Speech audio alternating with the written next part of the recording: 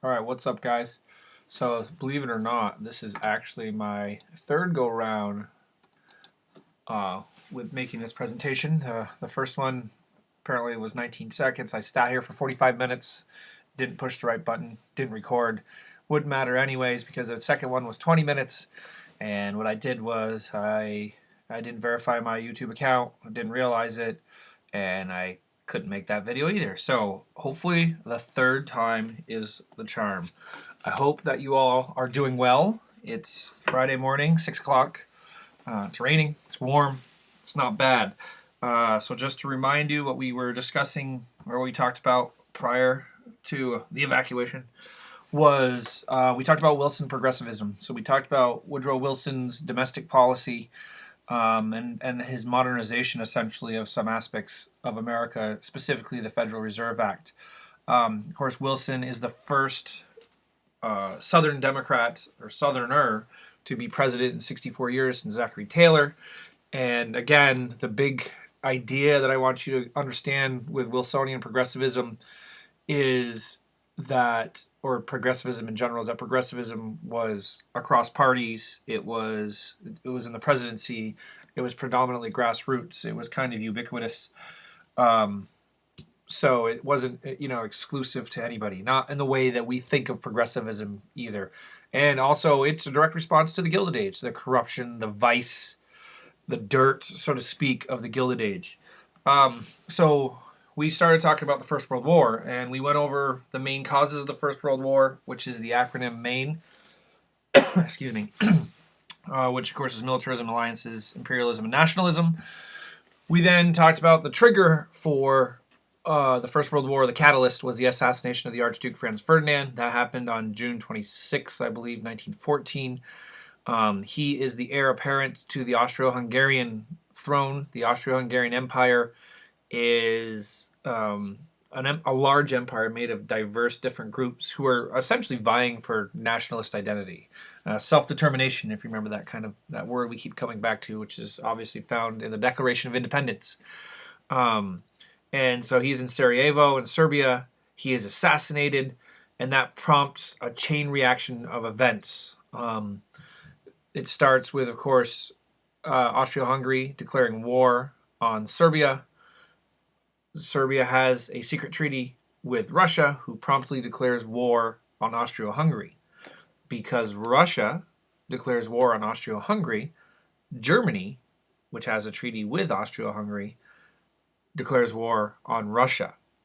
Because Germany declares war on Russia, France has a treaty with Russia, and they declare war on Germany. So if you don't know anything about Germany in terms of geography, it borders France in the west and Russia in the east, which means the Germans will be fighting a two-front war, which is not awesome for them. We've mentioned before the systems of alliances. Again, I'll come back to this. So anyways, the Germans, they have this grand plan. So what you have to understand about Germany in 1914 is Germany is a relatively new nation. In fact, it's just over 40 years old.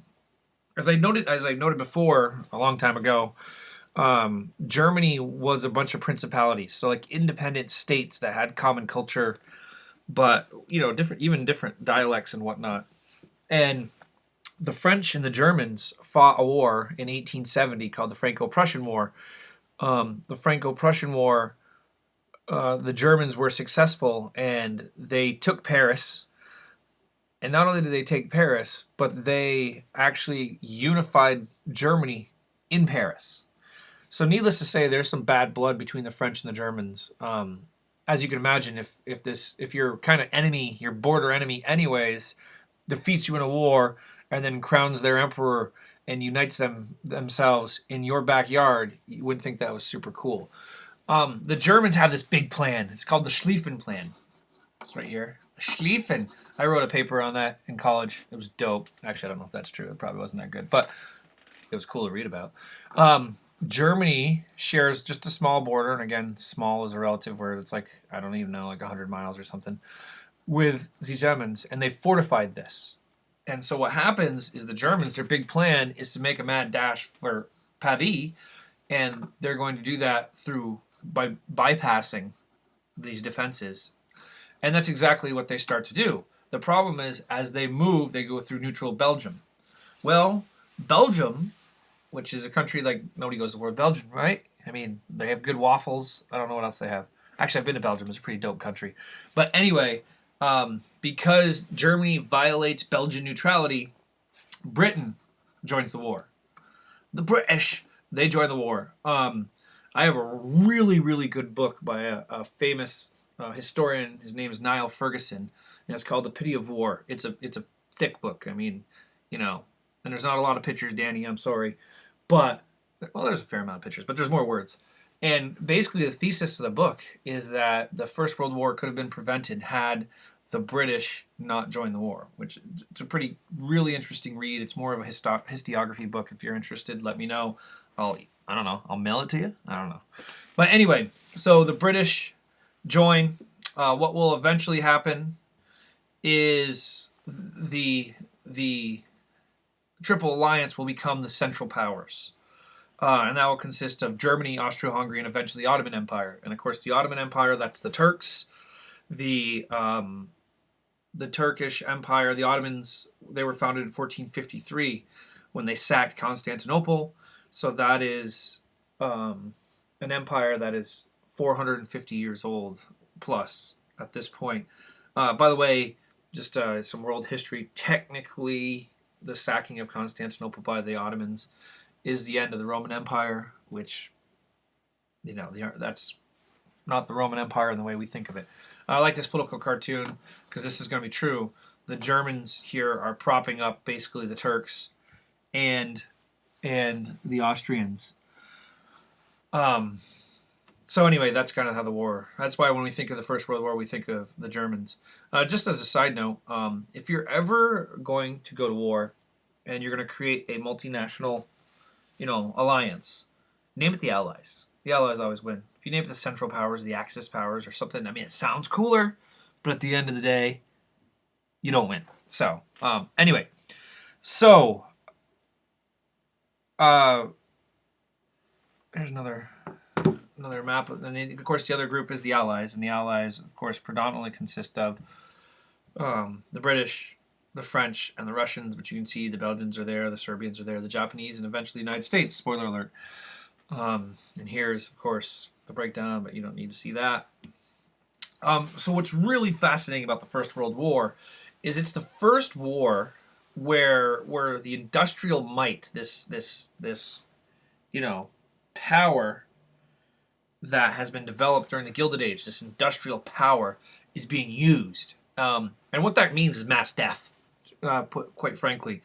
The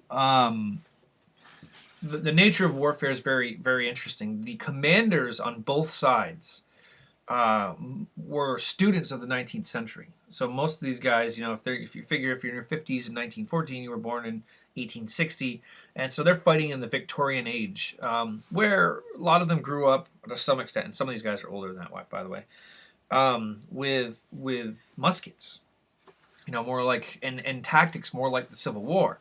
Well, that is no longer applicable because now all of a sudden you have rimfire cartridges, so a modern bullet. You have modern rifles. In fact, the rifles used during the First World War, they still work. I got a couple of them.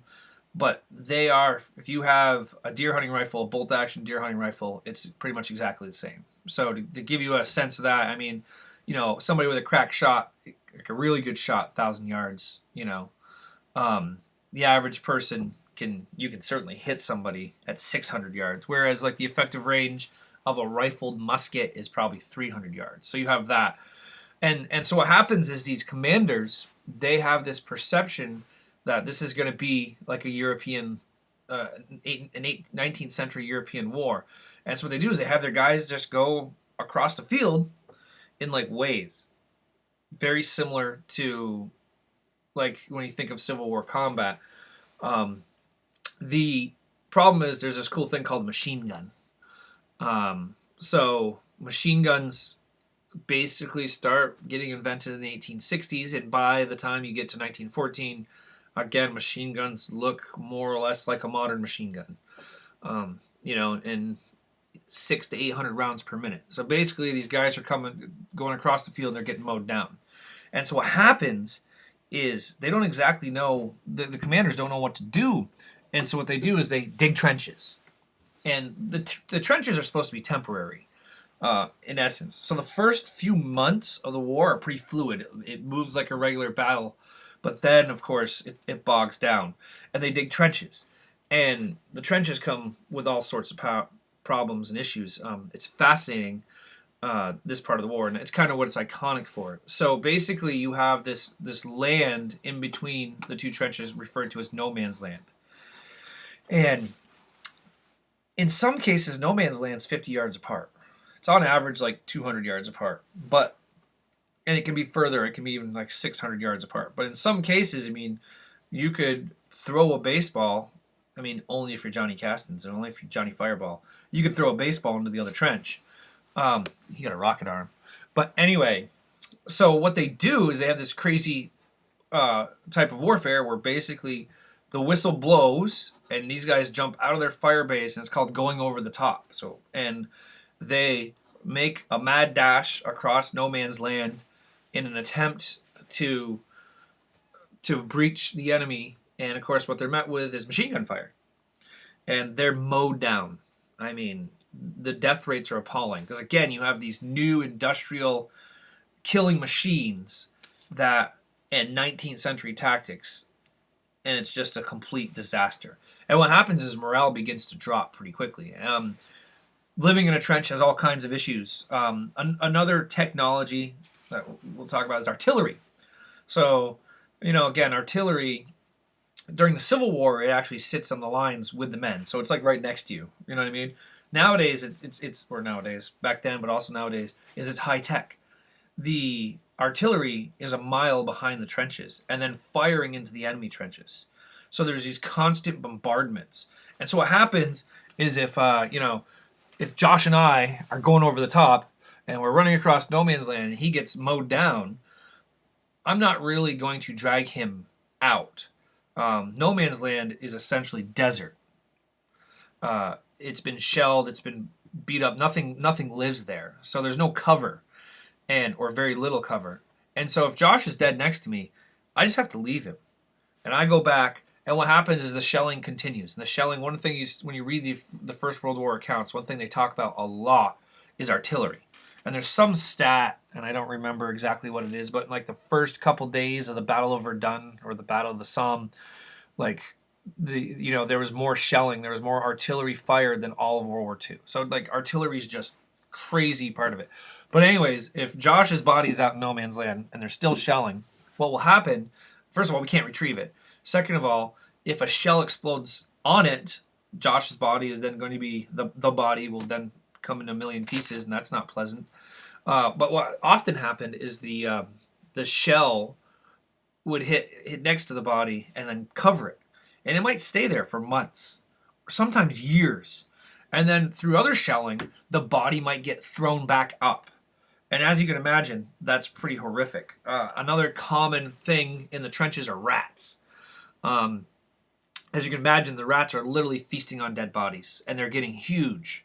And there's accounts of rats being the size of cats. Like, can you imagine that? There's also accounts of guys like falling asleep and feeling something on their finger, and they wake up and there's a rat gnawing on their finger. So as you can imagine, if you're living underground too, not only is that conducive for rats, but it's also extremely dirty. And you look at any pictures of these guys, they're always dirty. And in a lot of the places where they're fighting, it's lowlands. And so when it rains, those trenches fill right up with mud. And so it's extremely dirty, it's extremely muddy. Guys get what's called trench foot. And basically what trench foot is your foot gets so wet and it's in your boot and it stays wet for so long it literally rots. So your foot, and again, you can go online and look at these pictures. It's pretty dope. I mean, it's cool to check out. It's not. It would not be awesome to have it on you or happen to you. You also have lice. Lice were common, so these guys were completely flea bitten. It was a pretty rough life. And again, so you got all these things. You got the rain. You're standing in mud. You got the rats. You see there's body parts, and dead bodies everywhere. There's this sense of futility, And essentially, the only tactic your officers can think of is, we're just going to send you over the top, and you pretty much know you're going to die, which is really interesting. Another quick aside, you can see in here there's like there's bunkers, and this one's a command HQ in this case, but there's underground bunkers, and sometimes a shell. There's stories of guys walking into bunkers, and there's just a bunch of dudes standing around a table, and they're all dead, but there's nothing wrong with them. And the problem is a shell landed so close to them that the shock of it like straight up killed them. So like they have like nose because they're essentially their brains burst. And they have nose or blood running down their noses, and it's weird. So the interesting thing about trench warfare is, of course, it's scarred the land. It's still there. I really wanted to go to France to check it out. My wife wouldn't let me, but don't get too upset about that. But you see all these little holes right here. These are still shell marks, and people. Some of these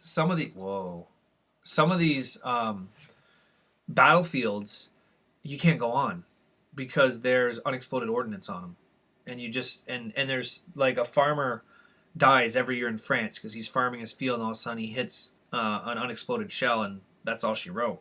So these places go online and check it out. It's pretty cool in terms of what it actually looks like. It's pretty surreal, and you can imagine how that would psychologically affect you. So anyways, here's a quick video, kind of give you a better sense of what trench warfare was like.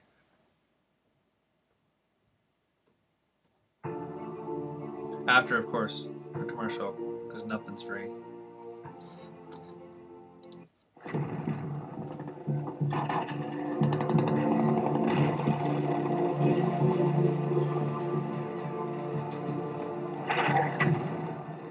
Life in a trench, I'd like to explain in one word: horrific.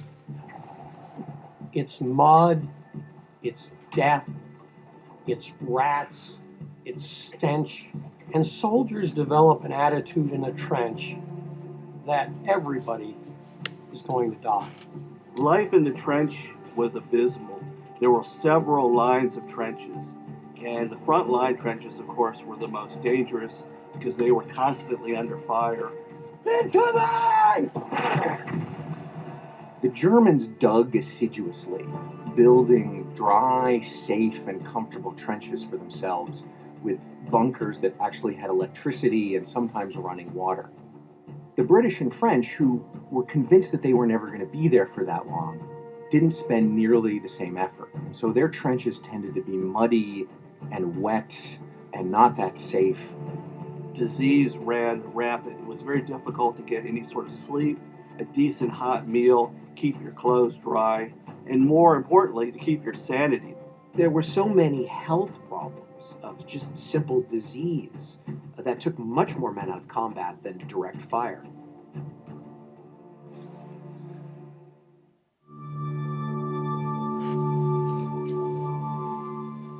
I think one word that would surprise people about life in a trench: boredom. A lot of time is spent just sitting, cleaning tools, and being scared to death the battle's going to start any minute. Was just the day-to-day monotony of being trapped in this very small space and fighting for a war that's really fought in inches. The idea of open warfare, of fighting out into what they called no man's land, wasn't working. The technology of the war had advanced so much with machine guns, artillery that could lob shells a mile. It became mostly a defensive war early on, and as a defensive war, you wanted to protect your troops, so the miles and miles of trenches were built. There were often bodies buried in the sides of trenches, bodies lying out in the open in front of the trenches. The soldiers were experiencing not only the war that they were fighting at the moment, but the war that had been going on throughout those trenches for all of the years of the war. A young lieutenant writes his mother and says, "I haven't been killed yet, but it's only a matter of time." That's typical of the way soldiers felt about life in the trench. You just did it. You existed day to day, tried to go on, keep your chin up, but one day the bullet was going to have your name on it, and you were going to perish. You weren't going home.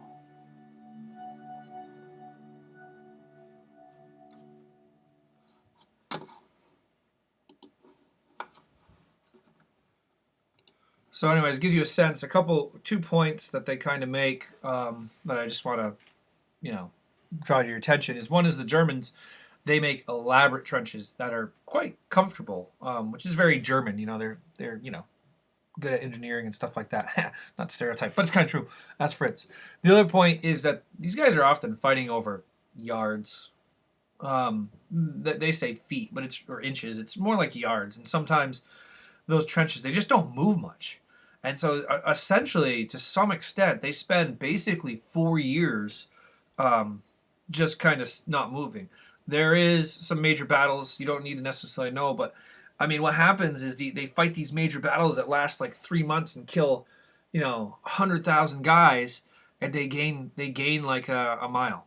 It's absolute insanity. This is just a cool picture. I don't know if that one's staged or not, but it's dope. It actually looks like World War II, but all right, it doesn't matter. And again, death is a constant presence. You can see in this photo, if you look, these things right here, these little black things right there, those are flies. So the stench is something they talk a lot about, like just the smell, because again, bodies are getting buried and reburied, and there's skulls and bones. It's pretty a macabre scene, and you can imagine psychologically what that would do to somebody. Another kind of invention that's really born in, I think, the 1870s or 1880s is barbed wire. And it's used quite extensively during the First World War. In terms of defense, it changed the West because you could now all of a sudden quarantine not quarantine, it's a terrible word given the context, but, keep your cattle in. Anyway, so what's America's perspective on this? Well, we're neutral. Obviously, we are isolationists, right? America kind of only sticks its head out of its shell in terms of the world on occasion. We try to avoid it. Basically, shortly after the war is declared, Wilson declares neutrality. But both sides attempt to court us. So one thing, obviously we lean a little bit more towards the British for a variety of reasons, specifically the fact that obviously we share a common history, share a common language, except we speak American. We share a common culture, and of course we have economic ties. So it makes sense that we lean naturally to the British. But the other thing to consider is if you look at people's ancestry in America today, like right now, the top 3 nationalities, number 3 is African American. Number 2 is Irish. Number 1 is German. So I think 35% of Americans have German blood in them, which is pretty significant. And, we talked about the Pennsylvania Dutch, which is a corruption of Deutsch, which of course means German. And so there's lots of Germans, in the Midwest. So there's lots of people, and maybe some of you are of German descent. But there's lots of Germans and German heritage around. In fact, there's 11 million Germans in the United States in 1914. However, the vast majority of Americans are anti-German. At this point, Britain is becoming a democracy. It's not quite as democratic as us, but more so than almost anywhere else in the world. And the Germans are not. The Germans are straight up autocratic. So they have, the Kaiser Bill, as the boys call them, Kaiser Wilhelm II, and he rules with an iron fist. Democracy is a joke in Germany. It's not even close. They are run by a strict, unique group of people who dominate everything, and of course we don't like that. They represent something very different to us. The other thing that happens is there are German agents working in the United States. And they attempt industrial sabotage, and that of course certainly does not get us on board. Plus, we're being exposed to propaganda. One of the most famous aspects of propaganda is not supposedly, it did happen, but not on the scale that it was, it's been presented as, that as the Germans moved through Belgium, little sweet neutral Belgium, they raped and pillaged and burned, which of course is true, but not quite on the scale that, of course, the propaganda would have you believe. Now, of course, America did, during its time of neutrality, what America does, which is, see if you guess it. Guess it. Wait. Make that money. Oh, yeah, baby. We like to make money. As you well know, when people go to war, we want to sell you stuff. We want to make some money. The French and the British and the Germans, they all need weapons and they all need materiel. And here is Uncle Sam in his glory at the prime of peak of industrial. That's actually not true, but you know, just became an industrial behemoth. And boy, do we like to make that money. I love this political cartoon right here. You can see Uncle Sam with his sandwich board, peace on earth, goodwill toward men on the back, war ammunition for sale, orders filled promptly. Very American. J.P. Morgan, in fact, would give a $2.3 billion loan up front to the Allies. So what happens is, just like in the past, so we've gone through this. If you remember the Quasi-War of the French and the War of 1812, basically if there's a big European war going on, we want to sell you stuff. We want to make some money off of you. But just like in the War of 1812 and during the French Revolutionary Wars, guess who controls the seas? The British.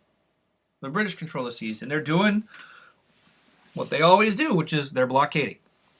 And just like one of the triggers for the War of 1812, they are forcing American ships into British ports.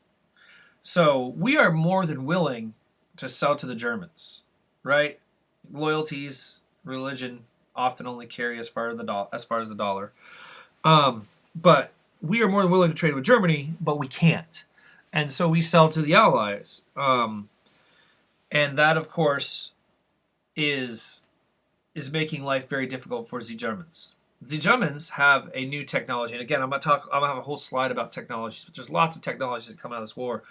One of the most famous ones are the Unterboats, U-boats, submarines. So the Germans, the history of the submarine, I don't really know. I know that the Confederates had one. It was called the CSS Hunley during the Civil War, and it sunk, and it killed everybody aboard. So it wasn't, imagine getting to be like, hey, you want to try this thing out? What does it do? Well, it goes underwater. Oh, that sounds like cool, and then it sinks. That sucks. I just found that just a few years ago, by the way. Anyway, so the Germans have these submarines called U-boats. And what they do is they commence submarine warfare, and they begin to sink ships. Not just any old ships, neutral ships as well, which, of course, is going to be the issue with the United States. We, of course, because we love that money, decide that it's worth the risk, right? There's millions, if not billions, to be made. We'll try to run it. So again, German U-boats, they are super advanced. There's like no criteria to even describe them in 1914. And I think 1915 is when they commence. Which will lead us into our first issue with the Germans, and that, of course, is the famous sinking of the Lusitania. So contrary to popular myth, the Lusitania is not a sister ship of the Titanic. Everybody seems to think that. It was built by the White Star Line, but it is not a sister ship. The Lusitania is sunk in May of 1915.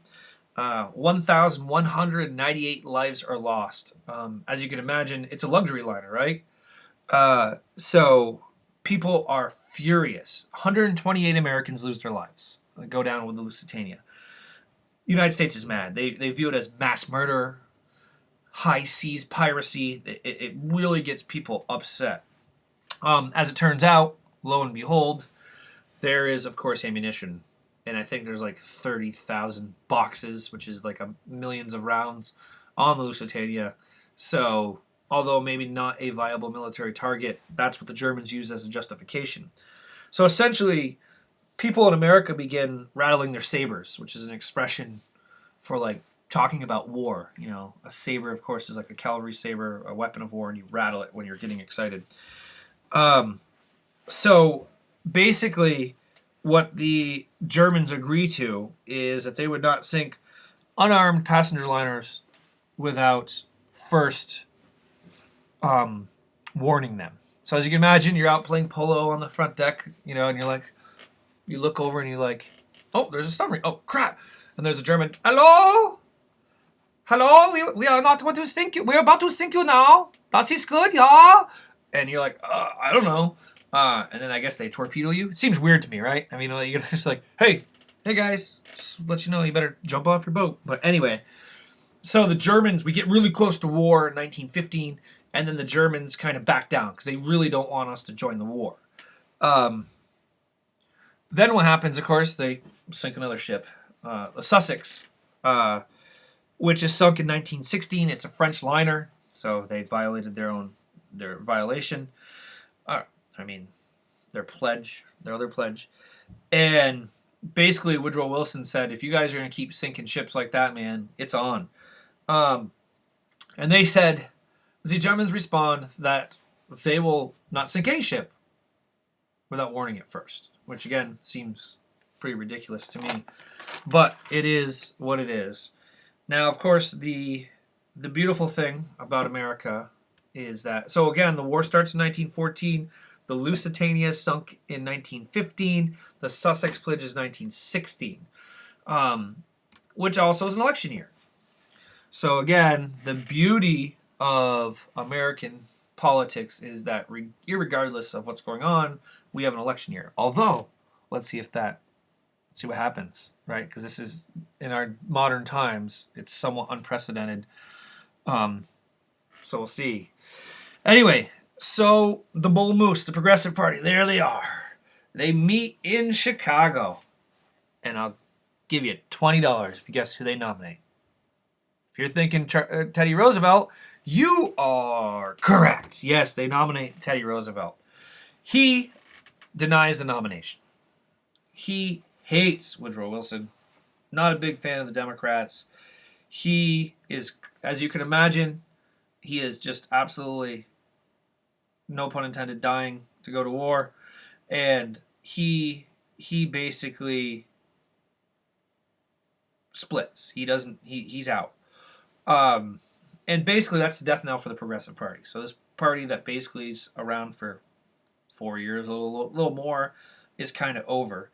The Republicans nominate this guy, Charles Evans Hughes. He is a Supreme Court justice.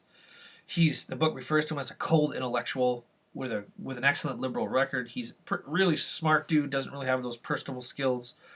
The Republican Party is anti-low tariff. They want to keep up the pressure on the trusts, and they really want to be a little bit lighthearted in dealing with the Germans and Mexico, which we'll talk a little more about that. Woodrow Wilson, he, of course, is like, hey, I've kept us, his slogan is essentially, I've kept us out of the war this long, I will continue to do so. Needless to say, never heard of a president named Charles Evans Hughes.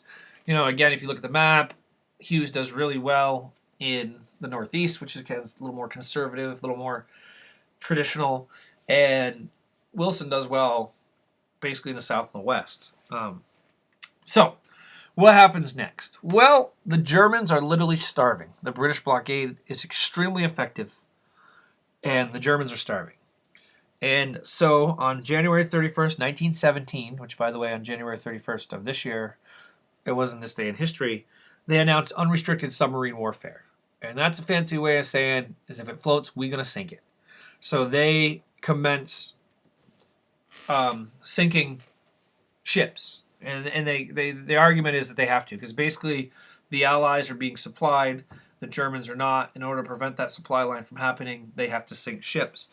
The next day, I believe it's either the next day or the day after, America breaks off diplomatic relationships with the Germans, which is a fancy way of saying we pull our ambassadors, which is saying that we are threatening to go to war, but we're not actually there yet. So Wilson refuses to get us into a war unless the Germans do something, quote-unquote, overt. So some kind of action needs to happen.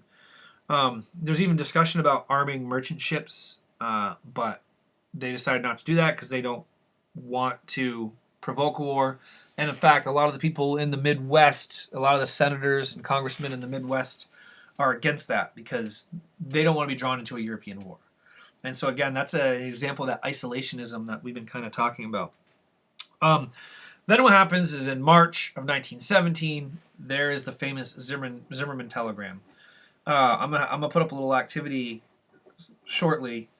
Well, maybe today, maybe tomorrow. I don't know. It all depends on when my son wakes up, and you guys will know, by the way, because he'll come flying down here.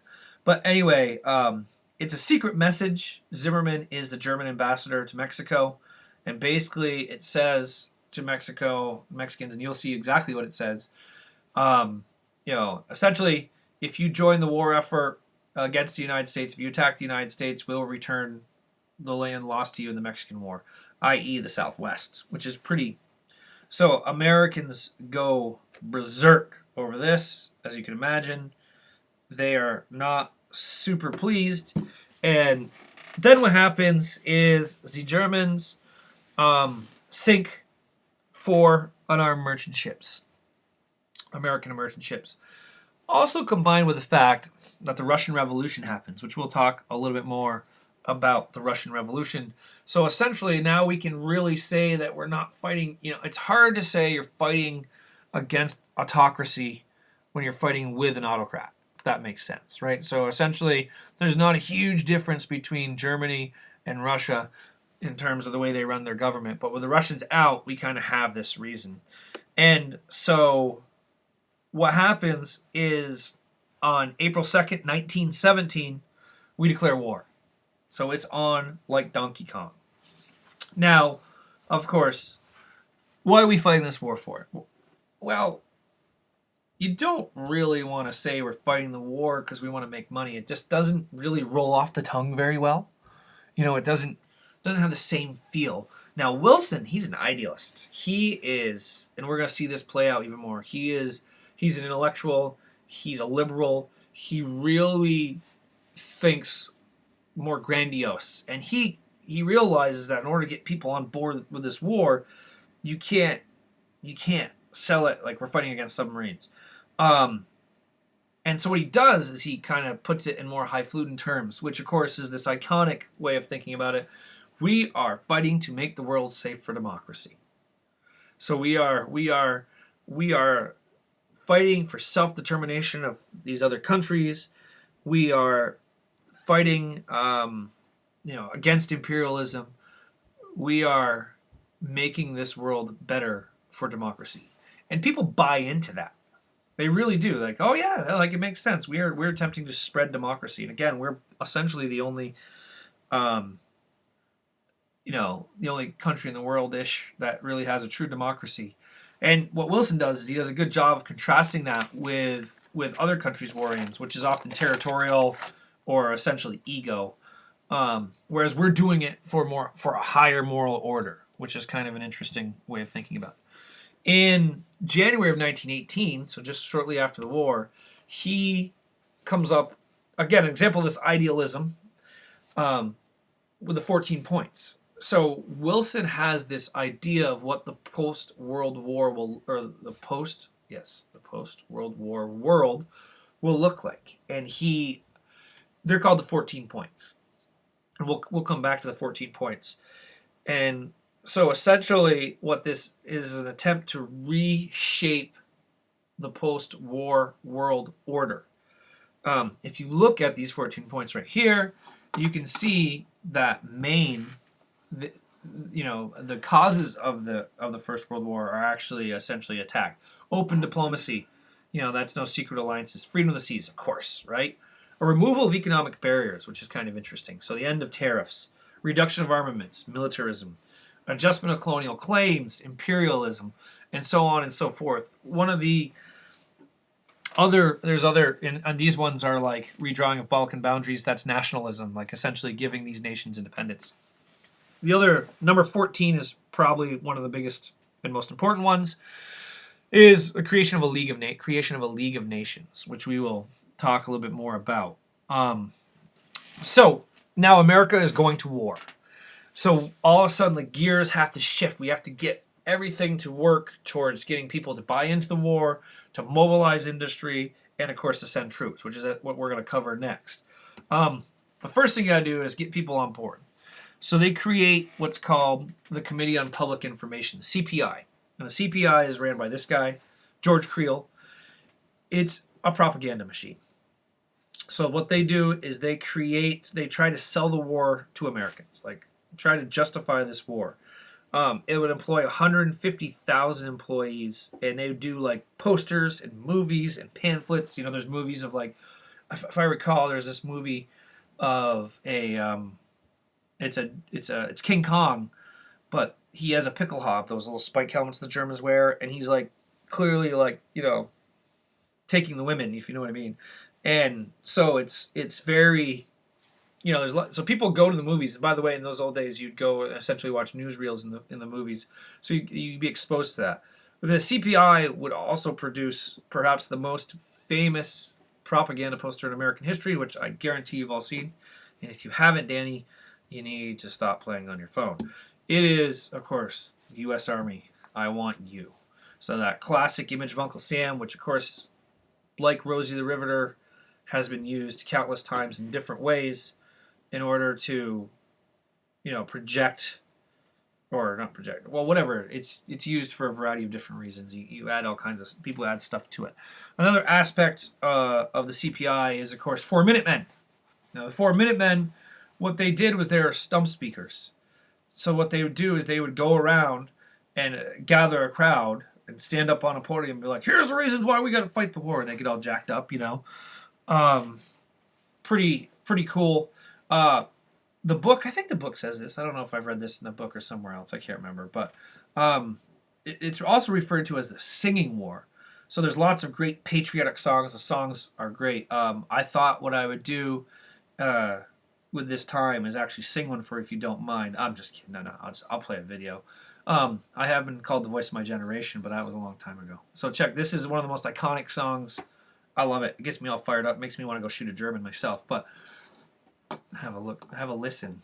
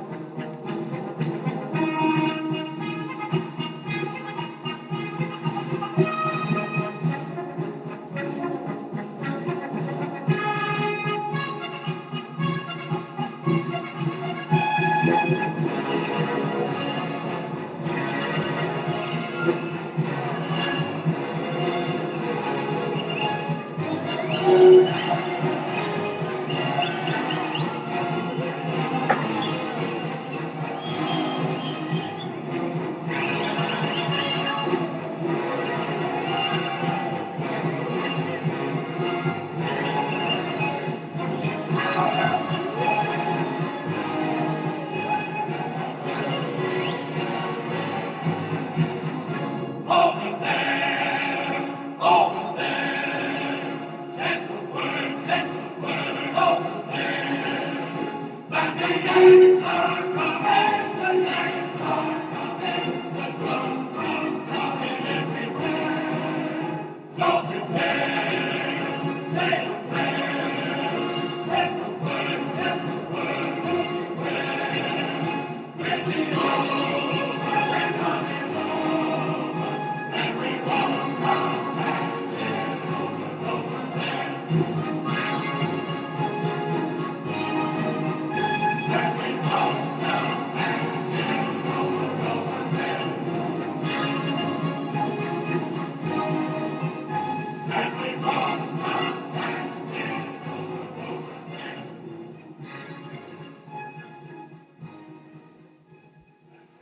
Pretty awesome, right? I mean, if that doesn't get your patriotic blood stirring, I don't know what would. Anyway, so you have that. Obviously, what happens is there's anti-German fever too, as we still do. We tend to hate whoever it is we're fighting against. So they change the name of sauerkraut to Liberty cabbage. They what else is hamburger is Liberty steak, which is really interesting because we still do that.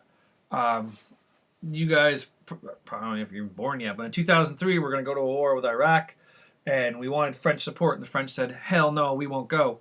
And so the same thing happened. So they stopped calling. I mean, stupid people. Those people like America. I don't know what the Constitution is, but I love America.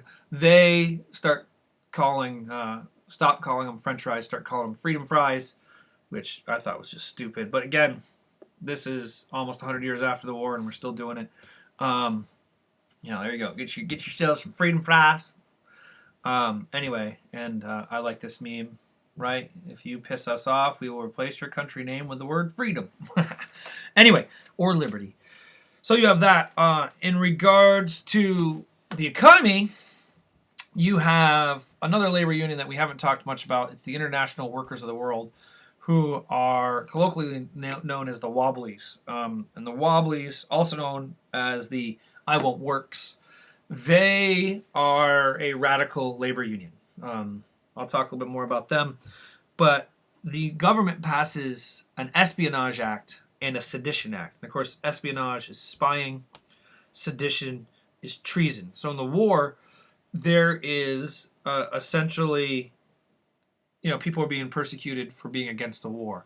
And again, for all you A-pushers back there, just to make these connections, that's similar to the Alien and Sedition Acts, right, during 1800 with the Federalists. So basically, people who are speaking out against the war can be arrested. Eugene V. Debs, our socialist friend, he's arrested, put in jail for 10 years under the Espionage Act. The leader of the Wobblies, a guy, you don't need to know who he is, but his name is Big Bill Haywood.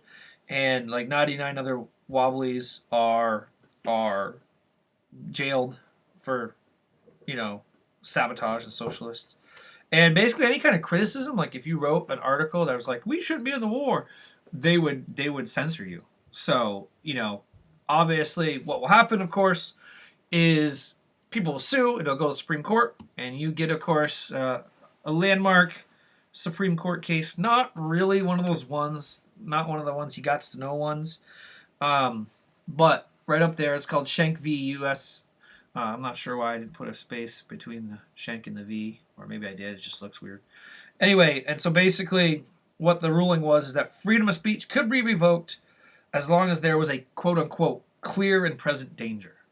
So in essence, freedom of speech could be limited if there was a potential threat, specifically, obviously, in times of war, which is kind of interesting. So again, as we have done in the past, and again, think of, to be really a good historian is to make connections and to understand how these things have worked in the past. And essentially this has happened before, and it will happen again. The suppression of freedom of speech in order for greater war aims, for what it's worth. In order to, we have to obviously get our economy shifted towards a war economy, which is no easy task. As you can imagine, I can't even imagine actually what that would be like if you're in charge of that. And so basically it's kind of like really helter-skelter to begin with, and I think it's March of 1918. I don't have it written down, but I feel like that's right. Read your book. They create what's called the War Industries Board, and it's headed by Bernard Baruch, and its job is to essentially order the economy for a war economy. It doesn't have like real power, so obviously this is the 19-teens. I know they really don't like socialism. If you think we don't like it now, they really didn't like it back then. And of course, any kind of government command of the economy reeks of socialism. So they essentially suggest, they don't really have a lot of wartime power necessarily. They basically want to align compliance. Like, hey, it'd be really great if you started making bullets instead of freedom frags. No, just kidding. I mean, that's obviously not. But you get my joke. So they want it to be compliance rather than compulsory. It will set the precedent for future, but it's relatively effective because in these days people are kind of all in. Another thing that happens is the creation of the Food Administration. It's run by a really competent administrator by the name of Herbert Hoover. You probably heard of him. There is no rationing during the First World War in the United States. But what they do is they just use essentially the goodwill of people by creating essentially propaganda. And you look at this one here to the left. It says, "Be patriotic, sign your country's food pledge to save the food." Um, they weren't hoarding toilet paper or hand sanitizer back then. They were just, doing the right thing. And Herbert Hoover instituted stuff like wheatless Wednesdays and meatless Tuesdays and stuff like that in order to save, and it was pretty effective. They also encouraged, again, all voluntary, not compulsory, not rationing, using propaganda. They also encouraged the planting of victory gardens. I suspect that when the weather breaks, a lot of people, given our current situation, I really suspect that people who haven't gardened before, who can, will. I wonder. So, another thing that comes out of the war is the 18th Amendment. So the 18th Amendment is prohibition. So that will be in 1920, which we'll talk more about that in the future. But basically, what happens is the government's there's just shortages of grains because it's being used for the war effort. And so what happens, there's been this strong push. Obviously, we've talked about this. It really begins in the 1830s and 1840s for temperance and prohibition, and it really gains traction in part due to the war, and it will pass. In terms of workers, essentially industry for the most part is all in. The AFL says, "Yep, we'll join the war effort. We're good." And Samuel Gompers and the AFL is kind of lauded as this great institution. Their membership will greatly increase. There's a law passed, which also helps this, that says basically if you're not working, they're going to draft you. So you can imagine that. Obviously, it motivates people to work. However, there's still 6,000 strikes. So there are 6,000 strikes over the course of the war. The Wobblies, of course, the IWW, which I told you about before, they're responsible for industrial sabotage and all these terrible things in order to slow the industrial war effort. And of course, a lot of them will be arrested under, sedition. But anyway, women, of course, will fill in factories as well as the men leave, as many of the men leave in order to fight in the war, which we'll come back to that. The largest strike in American history takes place shortly after the war, which is kind of interesting. Again, we're talking about a lot of these things that happen after the war, but really the origins of these events, occur during the war. So the steel strike, basically, 250,000 of steel workers walk off their jobs, and there's this big long standoff. And basically what happens is the company sends in scabs. And if you remember what a scab is, a strike breaker. And those are people who replace the striking workers, by the way. They are black. And what happens is, of course, not only is somebody breaking your strike, but now he's black. And of course, this is 1919 America. There's fights and there's people getting killed, and it's pretty bad. Eventually the strike, the corporations win. The corporation wins. Through strike breakers and whatnot. And it's kind of like it's a huge blow to organized labor for well over 10 years, which we'll talk about more. Another interesting thing that happens during the war, beginning in the war, again, this will carry through 1970-ish, is what's called the Great Migration. And what that is African Americans begin to leave the South in large numbers. In fact, let's see what I got. 6 million between 1916 and 1970.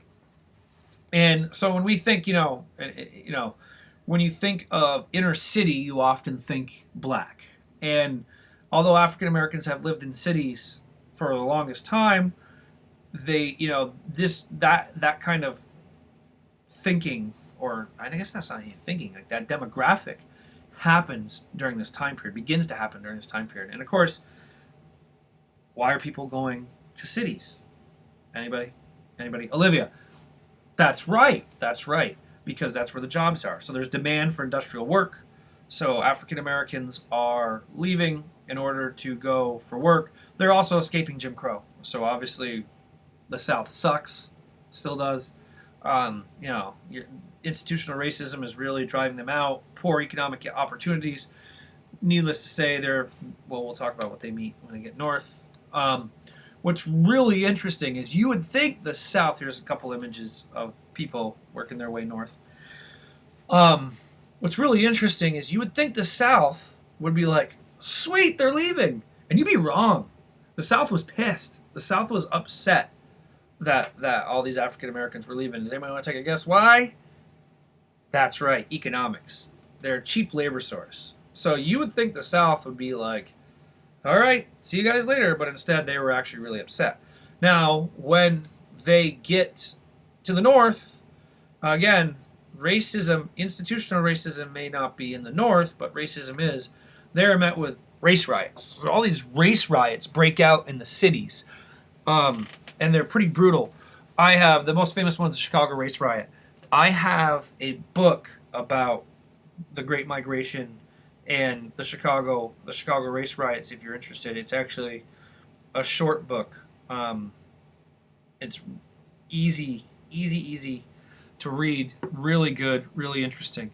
In the Chicago race riot, 38 people died, 23 of which were black and 15 white. So it's pretty brutal. This picture on the left, if you look at this, there's like this black dude who's clearly already been beaten. And I was looking at this earlier, and this guy's obviously about to hit him with a club or something. He's in like full swing. If you look at this dude, he got a brick in his hand, right? He's about to smash that dude with a brick. That's crazy. And then I was looking over here, and this caught my eye when I did this the second time. I was looking at this picture. It looks like there's a dude hanging here, like not like hanged, like lynched. You see how it looks like you see the legs, and then there's a shadow. And if you look, it looks like his arms are tied behind his back. So anyways, it's pretty brutal. So when African Americans move up to the cities, they, of course, are seen as a job threat. There's the whole racism thing, and they are being taken out. Another direct result of the war is the 19th Amendment, which, of course, is women's suffrage. So again, women are actively contributing to the war effort. They're working in factories. They're pulling their weight, and so there's this sense that women are now part of the team, which I don't know why it took so long for them to figure that out. Several states including New York, begin to pass allow statewide suffrage. So it's like this, and again, we've talked a little about this. We'll talk a little bit more about. There's this gradual move towards kind of like prohibition. And they're providing federal money. Obviously, they're instructors, their healthcare, all this stuff. So women get the vote shortly after the war ends. Which, by the way, the war is from June of 1914 to November of 1918, which we'll talk about. And so we're about to celebrate. We're on the cusp of celebrating, obviously. Well, it is the 100th anniversary of the passage of the 19th Amendment, which is a significant amendment. So we talked about, again, organizing public opinion, organizing industry, and then we talked about some of the social effects directly result of the war. The next thing is, that is 19th Amendment. I forgot I had that one. My bad. The other thing is, I love the title of this, making plowboys into doughboys. So doughboys is a term used for American soldiers during the war. All of my uber super World War I history nerd friends can't tell me why that is. If you look in the picture to the right, there is an absolute stud right there. My connection to the First World War is my great-grandfather fought in the First World War. I have pictures. I have his discharge paper from the state of Vermont, dated 1923. I've got some of his medals. I've got pictures of him in France. I've got one of those. I don't know if you've ever seen those like company pictures where they're all sitting cross-legged in front of Williams Hall at UVM. So I have a direct connection to the First World War. World War I reenacting is dope. Like, we have real barbed wire, we have grenades, we have mortars, we have gas. It's awesome. But anyway, it got canceled too. Unfortunately, we were 3 weeks away from actually fighting it. But so anyways, the U.S. Army in 1916 has 100,000 people in it, which is essentially not nearly enough, needless to say. By the end of the war, it'll be 4 million strong. It's a huge shift, right? 100,000 to 4 million? That's ridiculous. How did it happen? And the answer is a draft. So again, drafts are not super popular. They did have conscription. It was pretty effective. The Army would be called the American Expeditionary Force, or the AEF. Now, it's really interesting because this is the first time that American troops have been sent internationally, in the truest sense. So most of our wars have been fought in a home front war or within our realm of influence, whether it's Cuba or, although we did go to the Philippines. But so yeah, you have this massive army, and obviously there's this sense that we were helping the French. And if you remember, the French helped us obviously gain our independence. So there's this sense along many Americans and American soldiers that we were returning the favor. And there's lots of, slogans like "We're back, Lafayette," which of course is the Marquis de Lafayette, who we talked about a little bit. So anyway, women are also used in the armed forces, and African Americans, which we'll talk a little bit more about African Americans just coming up. So we are in the war, baby. So the first, again, we declare war in April of 1917. First American troops really start showing up in August of 1917. And we don't really start seeing action, like real combat, until April, May of 1918. So just to give you kind of a timeline. So again, we declare war April 1917. First U.S. soldiers start showing up in August of 1917, and the first real combat is April of 1918.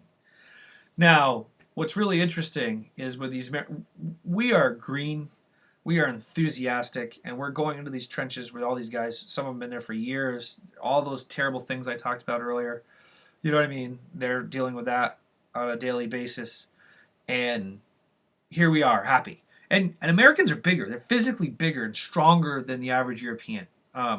There's all these comments that you see if you look this stuff up. People are like, "Holy jeez, they're big," because they're all, we're all corn fed, baby. It's growing bigger over here, I guess.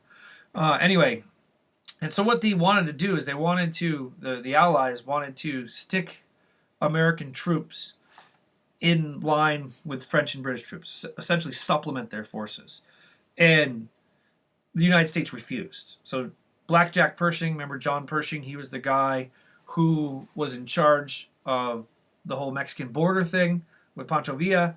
He's in charge of the American Expeditionary Force. He advocates very hard for us to have our own trenches, and he would get it.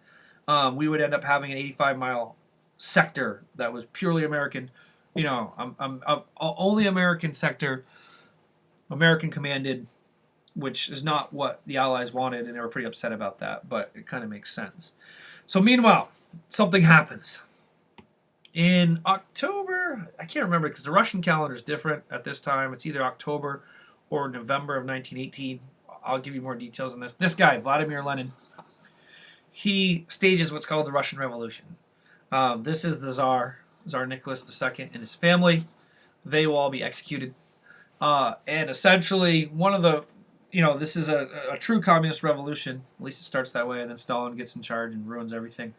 And so basically one of the things is there's the Russian public is war weary. Russia has got all kinds of problems. It's very autocratic, which, spoiler alert, it still is. You know what I mean? Whether you call him a Soviet premier or, a czar or, President Putin, they're all the same. I mean, Russian leadership has been the same. That's true in the Chinese too. It's been autocratic and dictator-like their pretty much their entire career. But anyway, so one of the things the Russian Russian public is war weary. They're sick of it as well. They are wanting to get out of the war. The Russian Revolution comes. We'll talk about the Russian Revolution in more detail. And basically the Russians pull out of the war. And that's significant because now Germany is no longer fighting a two-front war. So the Russians are out, which of course, if you remember, is a catalyst, one of the catalysts for us joining the war effort. And now what Germany begins to do is they begin to shift their forces to the Western Front. So they begin to ship troops from Russia to the Eastern Front to the Western Front. And what they want to do, and this is after, by the way, the United States has declared war. And what they want to do is try to create this massive offensive in order to break the Allied lines and win the war before the United States gets in. It's called the Spring Offensive. It's also known as the Ludendorff Offensive. You don't need to know that. It doesn't matter. Probably shouldn't have said that.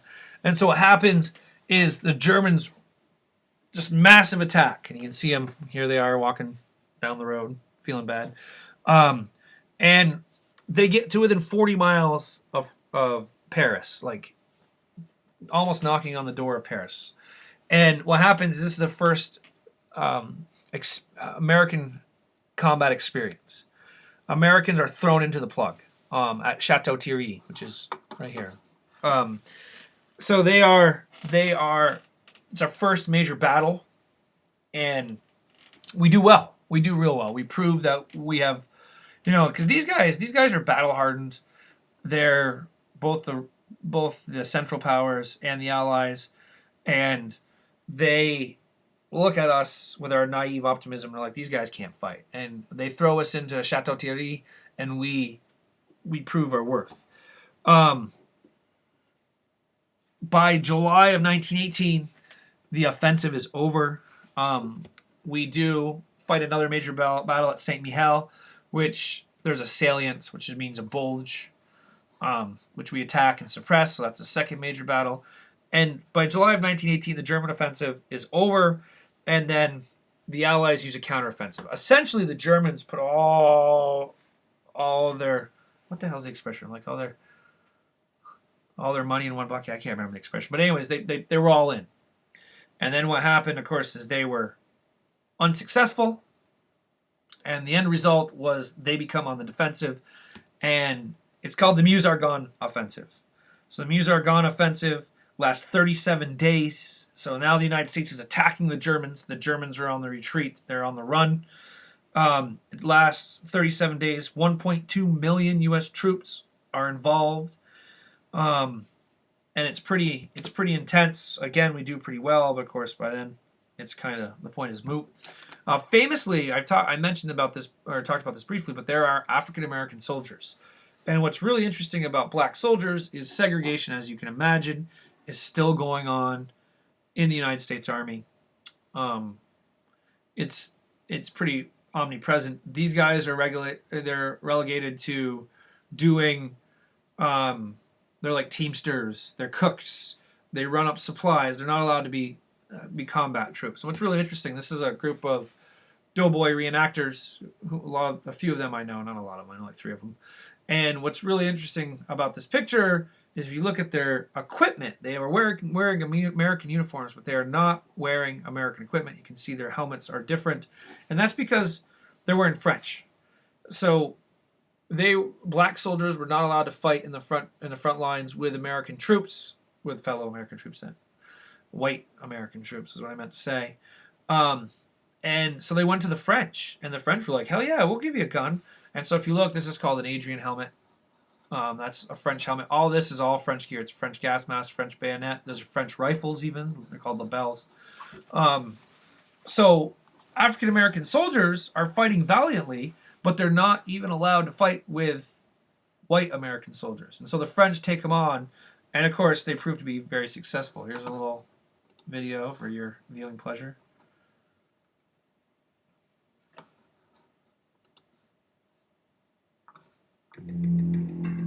The Harlem Hellfighters was a regiment of New York National Guardsmen in the First World War. They were set up to fail by their own government. They were humiliated, degraded, eventually given to the French army as a throwaway, and they ended up coming home as one of the most decorated units in the entire U.S. Army.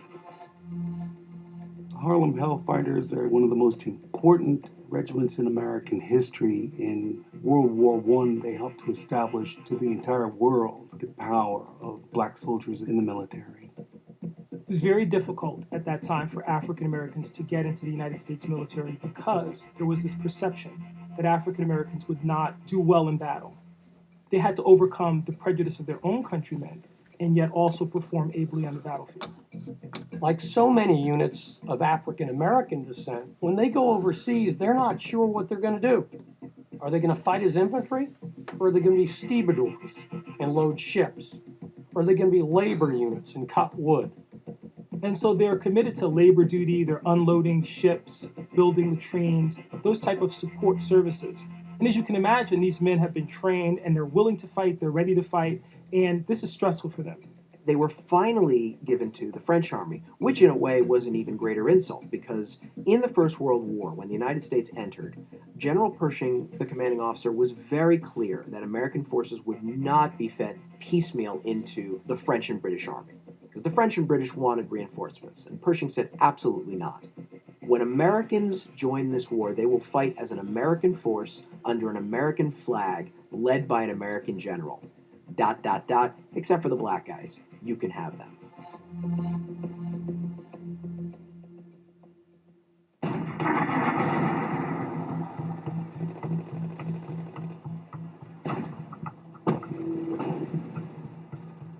Henry Johnson is perhaps one of the most remarkable black military heroes in U.S. history.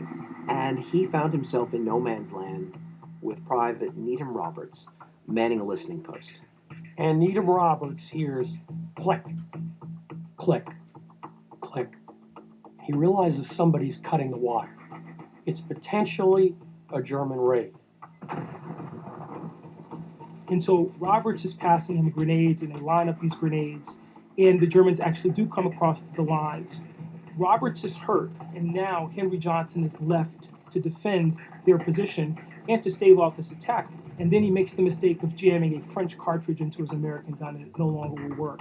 And the Germans are on top of it. He then used his rifle like a club, and then he ended up fighting with a knife against the Kaiser's best and turned them.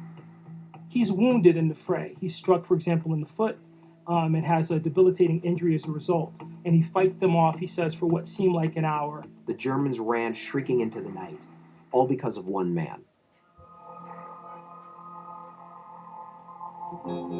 It's not until the next morning that people realize what a tremendous act this was. They discover 4 bodies of dead German soldiers. And they also realize from the equipment and other things that are left behind that as many as 30 may have been involved in this altercation. As soon as he drove off those Germans, the French awarded him with the Croix de Guerre, a great honor. Unfortunately, it took about 75 years for the U.S. government to give him the Legion of Merit. Had he been white, he would have walked out of that war with the Medal of Honor.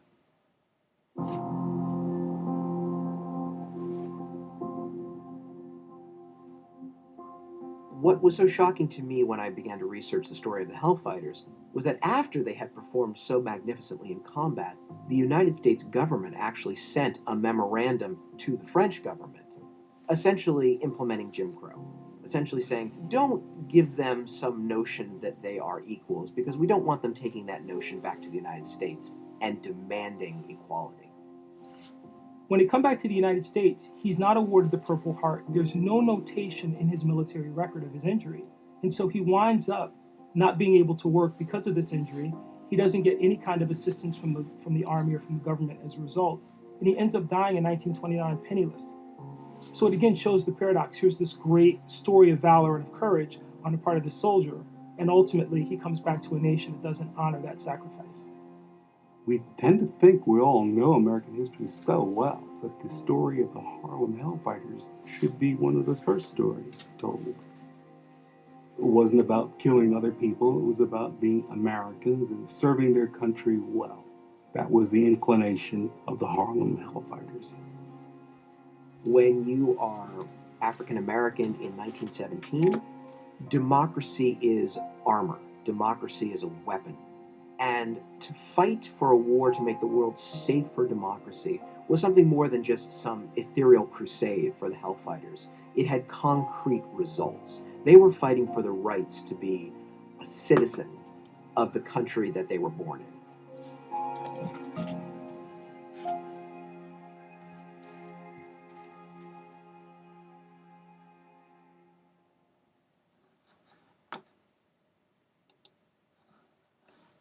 So again, the 369th, the Harlem Hellfighters, very iconic, famous unit.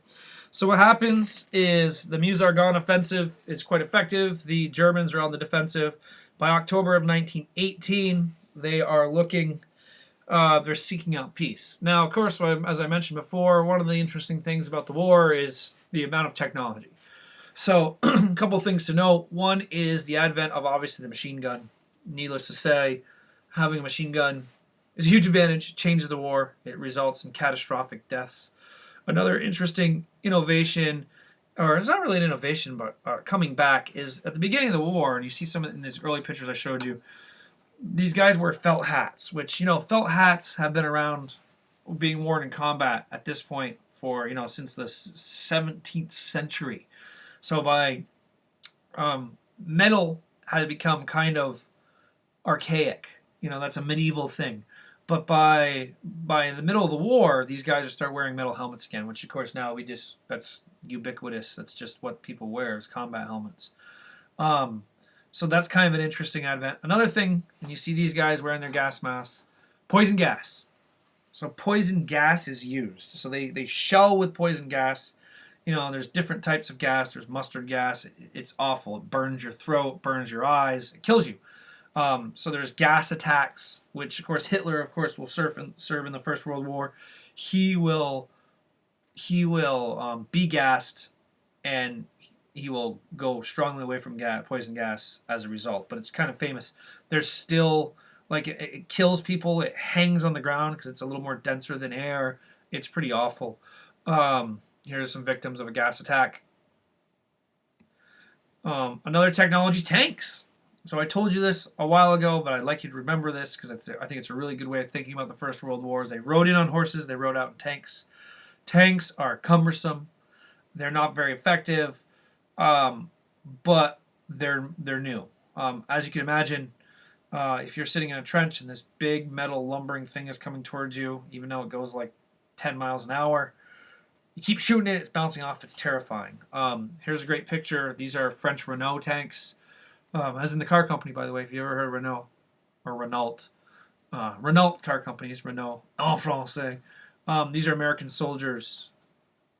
Renault built tanks, they built cars, but these are American soldiers and Renault tanks. Again, I think those ones go like 25 miles an hour, so they're not super fast. Obviously, the Germans will master tanks in the future, but they change. Another major innovation, of course, is airplanes. Airplanes are used on the battlefield. They bomb, and again, when they bomb, they literally guys drop a bomb, not push a button, pull the bomb, drop it, which is kind of crazy. And you have famous people like the Red Baron, Richthofen, that's his name, Manfred von Richthofen. Anyways, he's a German ace, famous for the pizzas he made. No, I'm just kidding. That's not true at all. So all these different technologies that represent modern warfare now. And again, in 1914, these things weren't around. Well, some of them were, obviously, like machine guns and the like. But by 1918 and now even into modern times, they are super common. So what happens is the Germans sue for peace. And on the 11th day of the 11th month at the 11th hour, November 11th, 1918 at 11 a.m., the war ends. It's over.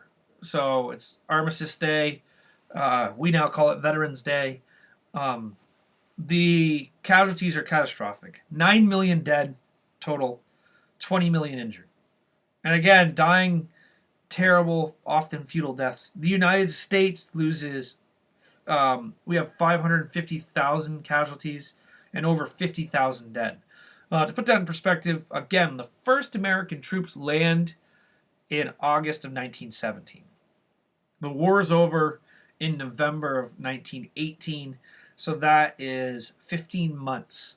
And in 15 months, we lose over 50,000 men, which is the same amount of men we would lose in 10 years of Vietnam.